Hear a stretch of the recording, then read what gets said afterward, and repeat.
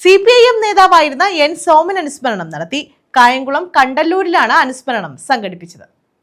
CPIM Alappuzha ജില്ലാ committee അംഗവും കണ്ടല്ലൂർ ഗ്രാമപഞ്ചായത്ത് അംഗവുമായിരുന്ന N സോമന്റെ 7ാമത് അനുസ്മരണമാണ് കായംകുളം കണ്ടല്ലൂരിൽ സംഘടിപ്പിച്ചത്.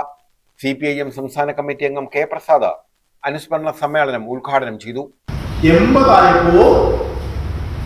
ഗവൺമെന്റ് അധികാരത്തിലോട്ട് പോകും. അതാണ് രാഷ്ട്രീയതാണ്. നമ്മൾ കാണുന്നത് മഹാനായ EMS പറയാറുണ്ട്, രാഷ്ട്രീയത്തിൽ രണ്ടും എന്ന് പറയുന്നത് 4 രാഷ്ട്രീയത്തിൽ രണ്ടും എന്ന് പറയുന്നത് ചിലപ്പോൾ 5 രാഷ്ട്രീയത്തിൽ രണ്ടും എന്ന് പറയുന്നത് 3 ചിലപ്പോൾ 2 3 പോകും, ചിലപ്പോൾ 2 5 അങ്ങനെ ചിലപ്പോൾ 2 4 നിൽക്കും.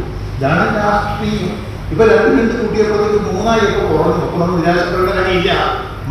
മാറ്റങ്ങൾക്ക് വിധേയമാണ്. സ്വാഭാവികമായിട്ടും കാര്യകാരണങ്ങൾ കണ്ടെത്തിക്കൊണ്ട് നിലപാടുകൾ സ്വീകരിച്ചുകൊണ്ട് മുന്നോട്ട് പോയി കഴിഞ്ഞാൽ അത് മാറുമെന്ന കാര്യത്തിൽ സംശയം വേണ്ട. അതൊക്കെ ഒരു 3ാമത് ഇലക്ഷൻ വരാൻ പോകല്ലേ. കാണാൻ പോകുന്ന പൂരം പറഞ്ഞു കേൾക്കേണ്ട കാര്യമില്ലല്ലോ.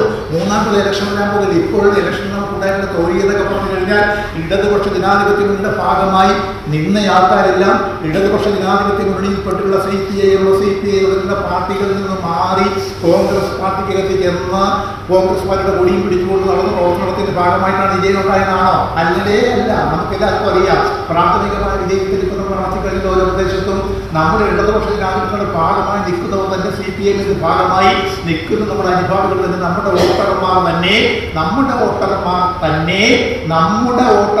തന്നെ മാറി UDFന് കുറെ വോട്ടുകൾ കൊടുത്തു. സംഘാടക സമിതി ചെയർമാൻ കോലത്ത് ബാബു അധ്യക്ഷത വഹിച്ചു. CPIM ജില്ലാ കമ്മിറ്റി അംഗം CP Haris, Kayamkulam area secretary B Abin Shah, A Ajith, C Ajikumar, M Abhilash എന്നിവർ പങ്കെടുത്തു.